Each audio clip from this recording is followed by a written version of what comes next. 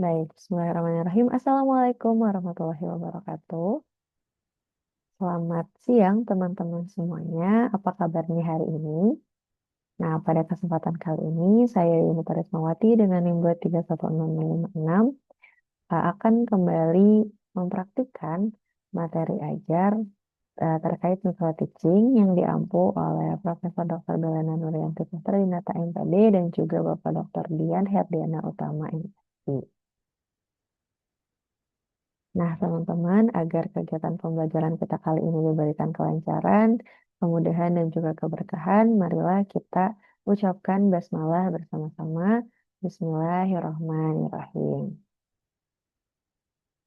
Nah, teman-teman, di minggu lalu kita sudah belajar terkait pendidikan digital, lebih spesifiknya di aplikasi yang memudahkan kita untuk melakukan pembelajaran atau media digital yang kita gunakan di dalam proses pendidikan, ya.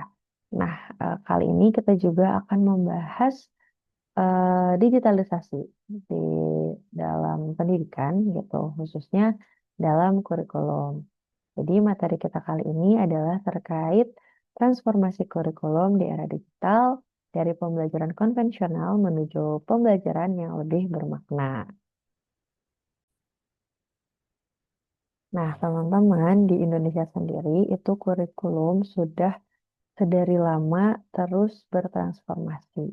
Jadi pemerintah selalu mengupayakan bahwa kurikulum itu harus terus berkembang sesuai dengan perkembangan zaman juga. Nah, karena saat ini adalah eranya digitalisasi gitu, jadi pembelajaran pun harus disesuaikan dengan zaman saat ini. Nah, transformasi kurikulum sendiri itu tidak hanya menekankan pada keterampilan secara kognitif saja, tapi juga pada karakter, nilai, dan juga keterampilan abad 21 seperti berpikir kritis, kolaborasi, dan juga kreativitas. Nah, guru juga memiliki peran yang sangat penting dalam kurikulum di era digital. Guru tidak hanya menjadi satu-satunya sumber pengetahuan saja. Guru pun berperan sebagai fasilitator yang membimbing siswa untuk menemukan pengetahuan melalui eksplorasi, refleksi, dan juga kolaborasi. Nah, fokusnya itu transformasi kurikulum sebelumnya dengan kurikulum digital itu ada pada penguasaan materi ke penguatan kompetensi dengan tujuan menciptakan pembelajaran yang lebih fleksibel, relevan, dan juga berorientasi pada peserta didik. Jadi di kurikulum era digital itu peran peserta didiknya lebih banyak atau pembelajaran itu bisa disesuaikan menjadi student center.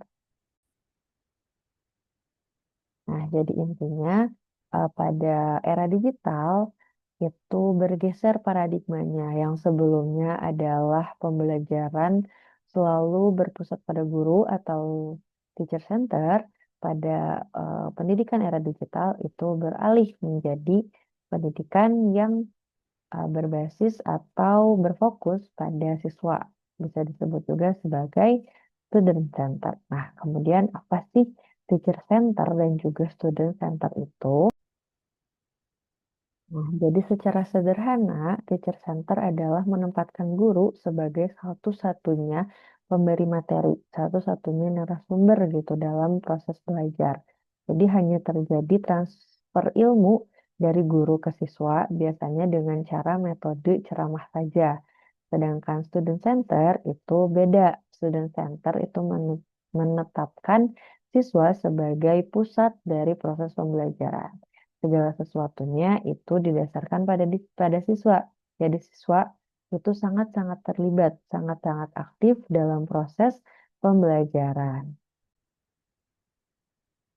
Nah, lalu apa saja sih ciri-ciri dari teacher center dan juga student center?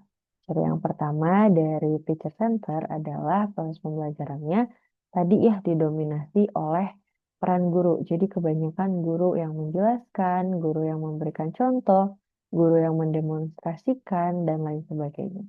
Kemudian Komunikasinya pun berlangsung hanya satu arah saja. Jadi siswa nggak banyak terlibat di proses teacher center gitu. Kemudian materi yang disampaikan pun sangat baku, sangat sistematis, tidak fleksibel yang diberikan dari guru ke siswanya. Kemudian keberhasilan belajar itu biasanya hanya diukur berdasarkan ujian-ujian. Ujian-ujian itu bisa tertulis ataupun melalui tulisan seperti itu. Dan itu hanya dilaksanakan di akhir masa pembelajaran seperti UTS ataupun UAS. Kemudian ciri yang terakhir siswanya itu cenderung pasif karena kebanyakan hanya mendengarkan, hanya menyimak penjelasan guru, dan lain sebagainya. Nah, lain halnya dengan student center, di mana siswa menjadi pusat dari proses pembelajaran. Proses belajar itu sifatnya jadi interaktif dan juga kolaboratif. Kemudian siswa itu terlibat aktif dalam diskusi, dalam mengeksplorasi materi, dalam memecahkan permasalahan-permasalahan yang terjadi. Kemudian guru juga itu perannya nggak hanya memberikan informasi, guru lebih ke menjadi pembimbing, tidak menjadi satu-satunya sumber informasi. Kemudian penilaian pun lebih kompleks lagi karena menekankan pada proses berpikir dan juga kemampuan refleksi dari siswa-siswanya.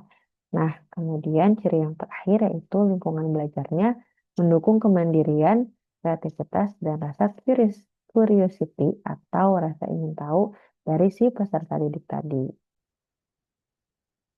Nah, kalau kita bahas terkait transformasi, tentunya nggak hanya kurikulumnya dong yang harus bertransformasi, tapi peran guru dan siswanya pun harus bertransformasi, harus di-upgrade lagi gitu ya.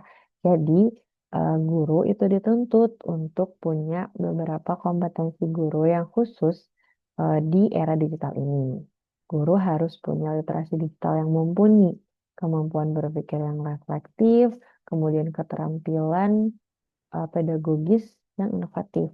Guru sendiri harus mampu merancang pembelajaran yang sifatnya itu kontekstual gitu dan juga berbasis pengalaman nyata kepada siswa.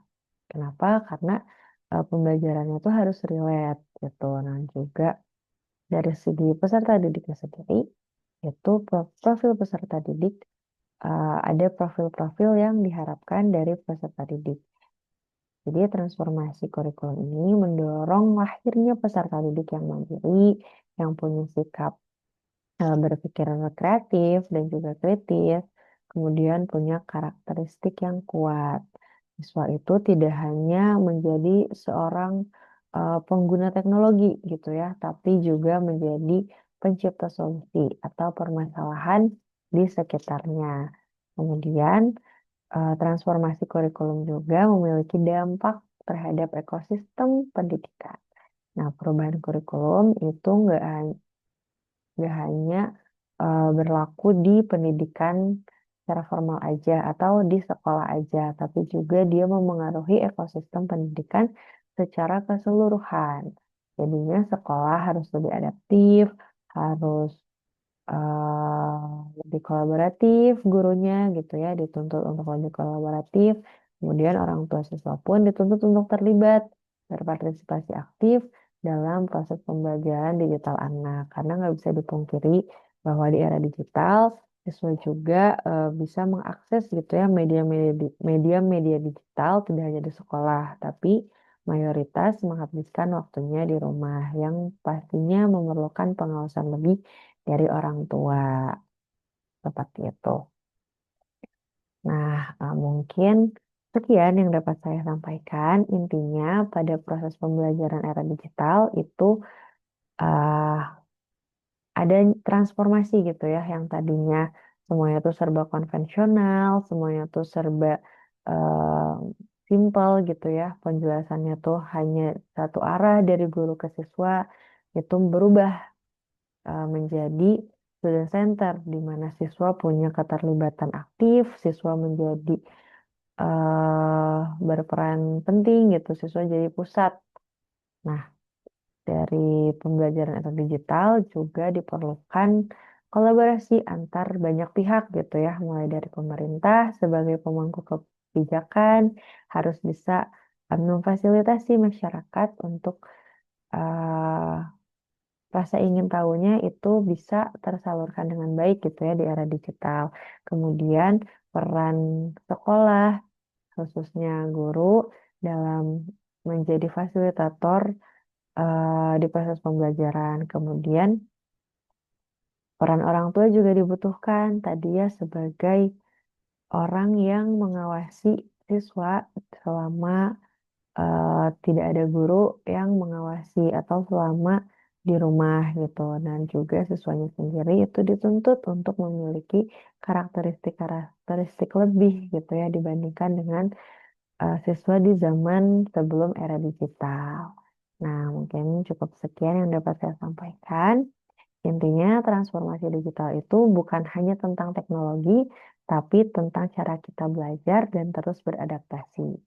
Mungkin sekian dari saya. Mohon maaf apabila masih terdapat kekeliruan. Terima kasih atas perhatiannya. Selanjutnya, nanti di minggu depan kita akan lanjutkan lagi ya terkait pendidikan era digital. Sekian yang dapat saya sampaikan. Terima kasih. Wassalamualaikum warahmatullahi wabarakatuh.